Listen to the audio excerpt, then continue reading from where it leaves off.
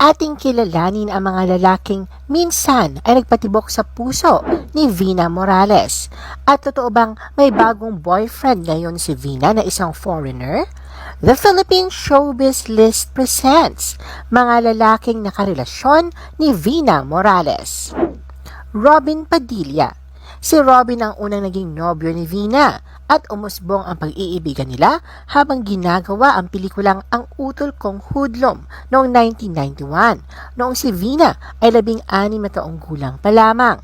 Dahil na rin sa kilig na hatid ng dalawa, sila ang itinuturing na isa sa mga pinakasikat na love team noong dekada 90 at nakagawa ng maraming blockbuster movies noon.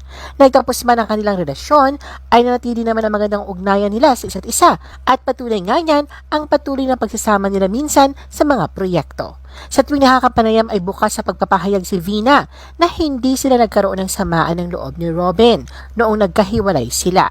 Ngunit inaamin niya na ang kanyang first love na si Robin ang kanyang first heartbreak. Pagbabahagi pa ni Vina nang minsang matanong kung kailan ang huling pagkakataong naging baliw siya dahil sa pag-ibig, walang pag-aalinlangan itong sinasabi na noong magkarelasyon sila ni Robin. Balik tanaw pa niya na nung debut niya ay dapat sana ay iba ang kanyang escort pero hindi umano siya tinantalan ni Robin kaya itutuloy ang naging escort niya sa kanyang 18th birthday party. Maging ang ama ni Vina ay wala ring nagawa. Hindi naman itinanggi ni Vina nung panahon ni Robin parang lahat ay naging baliw sa aktor. Kasi ito yung kasikatan niya na halos lahat nga ng naging leading ladies nito ay na-inlove sa kanya at kabilang nga siya roon. Dahil din sa pangyayaring yon, natutunan ni Vina na maging matatag sa edad na 18 taong gulang. Anya, mabait si Robin at nakikita niya kung paano ito makisama sa mga katrabaho niya. Napaka down to earth daw nito at humble. Isang araw sa magandang lesson na nakuha niya kay Robin ay ang pagmamahal nito sa trabaho. Aminado naman si Vina na sa napakarami na kanyang pinagdaanan, walang nakahigit sa karanasan niya kay Robin. Hindi din daw niya pinagsisihan na naging bahagi ito ng kanyang buhay sa kabila ng heartaches na dulot ng nakaraan. Anya, kung may pagkakataon nga raw na nagkakausap sila ni Robin, natatawa na lang silang balikan ang nangyari sa kanila noon. Hindi lang maganda ang relasyon ni Vina kay Robin, kundi maging sa misis din itong si Mariel Rodriguez. Katunayan, si Mariel ang nagrekomenda kay Vina para sa role na Gregoria de Jesus, ang itinuturing na great love ni Andres Bonifacio, na ginampanan ni Robin sa pelikulang Bonifacio ang unang pangulo noong 2014. Nasa leksik din ang husto ni Mariel ang love life ni Robin nung hindi pa sila ikinakasal. Kaya alam niya ang 1 taon at kalahating on and off relationship ng kanyang asawa at ni Vina. Pagtatapat ni Vina, totoo ito dahil sa ang dami daw babae noon ni Robin na nakakasabay niya pa. Nagkakabalikan raw sila ni Robin pero naghihiwalay rin tuwing may bagong pelikula ang action star na madalas malink noon sa leading ladies nito. Alam din ni Mariel ang kwento na nagkaubusan daw noon ng bulaklak sa Baguio City dahil pinakyaw ang mga ito ni Robin para ibigay kay Vina. At ayon kay Mariel, sa nakikita niya rito, totoo yung pagmamahal ni Robin kay Vina noon. Kim P. De Leon. Nagsimula naman ang pag-iibigan ni Vina at Kim P. nang magkasama sila sa That's Entertainment. Ito ang ibinunyag ni Kim P. na mag-guest siya sa programang Tonight with Boy Abunda noong March 2019. Kwento pa ni Kim P., 1 taon at kalahati din ang itinagal ng kanilang relasyon at anya nung una ay tinatawag pa nga raw siyang kuya ni Vina. Sinabihan niya itong wag na siyang kuya-kuyahin pa at makalipas ng 1 taon ay naging sila. Nagkahiwalay man, ay nanatili namang magkaibigan sila Kim P. at Vina. Patuloy nga niya nang minsang magkasabay silang mag-guest sa It's Showtime kung saan muli silang tinutukso sa kanilang nakaraan. At pinagtatawanan na lamang ang mga ito ngunit hindi may pagkakaila na kita pa rin sa dalawa ang kilig chemistry. Miguel Zubiri. Kabilang naman ang Senate President na si Miguel Zubiri sa mga naunang naging karelasyon ni Vina. Matatanda ang naging matagal din ang relasyon ng dalawa at inakala nga ng marami na mauuwi na sa kasalan ang lahat. Pero nag-break din sila at nagpakasal si Miguel sa commercial model na si Audrey Tan.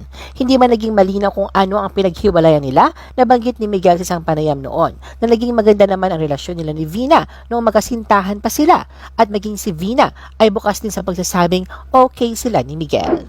Roy Ofek. Isa rin sa naging karelasyon ni Vina noon ay ang businessman na si Roy Ofek na kasalukuyang naninirahan ngayon sa ibang bansa kasama ang pamilya nito, kung saan napangasawa nito ang dating sexy star at dancer na si Angela Velez. Sulaiman Taib. Sa tuwing pumapasok sa relasyon, hindi naging basihan kay Vina kung ano man ang agwat ng kanilang edad o relihiyon. Katunayan, isa sa nakumpirmang naging nobyo niya noon ang Muslim mula Malaysia na si Sulaiman Taib. Mas matanda sa kanya ang naturang lalaki at naging steady ang relasyon nila ng mahigit 4 na buwan bago na uwi sa hiwalayan. Cedric Lee. Ang negosyanteng si Cedric Lee naman ang pinaka-kontrobersyal sa lahat ng mga naging karelasyon ni Vina, na talaga naman naging bukas na aklat kung paanong ang pagsisimula ng maayos ng relasyon ay nauwi sa hindi magandang pagtatapos. Matatandaan na taong 2006 na naging boyfriend ni Vina si Cedric, ngunit makalipas ang 3 taong relasyon, nagkahiwalay sila noong 2009. Nang mga panahong yon ay buntis si Vina sa anak nila ni Cedric. Nang taon din yon ay isinilang niya ang kanyang baby girl na pinangalan ng Siana. Mark Lambert. Mula na magkaanak ay kapansin-pansin naman ang pagtuon ni Vina ng atensyon sa pag-aasikaso sa kanyang anak. Ilang taong na nahimik ang kanyang buhay pag-ibig, ngunit taong 2016 nang kumpirmahin ni Vina sa isang panayam na may nagpapatibok na nga ng kanyang puso matapos ang 7 taong pagkakahimbing nito. Ito ay sa katauhan ng French businessman boyfriend na si Mark Lambert. Ayon kay Vina, mabuting tao at responsable si Mark at nakilala niyo umano ito sa pamamagitan ng politiko at businessman si Chavez Singson. Ngunit gaya ng mga naunang pag-ibig ni Vina ay nauwi rin sa hiwalayan ang 2 taon na relasyon nila ni Mark noong 2017. Ayon kay Vina, ang pagiging malayo nila sa isa't isa ang dahilan kung bakit napagdesisyonan nila ni Mark na wakasan na lamang ang kanilang relasyon. Si Mark ay nakabase sa Geneva, Switzerland habang siya naman dito sa Pilipinas. Sa pagkakalayungan nila ni Mark, napatunayan ni Vina kung gaano kahirap ang long-distance relationship. Paliwanag niya pa na hindi naman daw nila basta sinuko na lang ang kanilang pagmamahalan. Katunayan, kapag mayroon silang oras, ay gumagawa sila ng paraan upang magtagpo. Sadyang nangyari lang daw na mahirap na itong ipagpatuloy pa, lalo na kung gusto ni Mark na seryoso o ang mag-settle down na. Sa puntong yun, pareho daw silang malaki ang isinuko. Inamin din ni Vina na iniyakan niya ng husto ang pagtatapos ng relasyon nila ni Mark, pero kailangan niyang ipakita na matatag siya para sa anak.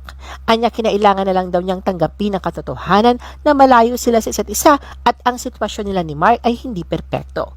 Nilinaw rin ni Vina na hindi sila umabot sa engagement ni Mark, pero dumating daw sila sa puntong na pag-usapan ang bagay na yon dahil nga sa hindi din biroan niya ang relasyon nila. Sadyang hindi lang talaga ito nag-work out, kaya nagdesisyon silang mas maganda na maghiwalay, lalo na dahil sa kanilang mga priorities. Special someone? Makalipas ang 2 taon mula na maghiwalay sila ni Mark, isinapubliko ni Vina ang litrato nila ng isang non-showbiz guy na hinihinalang boyfriend niya. Sa kanyang Instagram post noong 2019, makikitang nakaakbay ang hindi pinangalanang non-showbiz guy kay Vina, habang nakayakap din siya sa bewang ng lalaki. Parehong matamis ang pagkakangiti ng dalawa na malaturista ang kanilang picture overlooking Manhattan Beach sa California. Ang tanging caption ni Vina ay #VMTravels. Hindi man nagbigay ng ibang clue si Vina, ibinuking siya ni Rufa Gutierrez na special someone ang kasama niyang lalaki. Proud na nag-comment si Rufa na siya raw ang nagreto kay Vina at sa lalaki.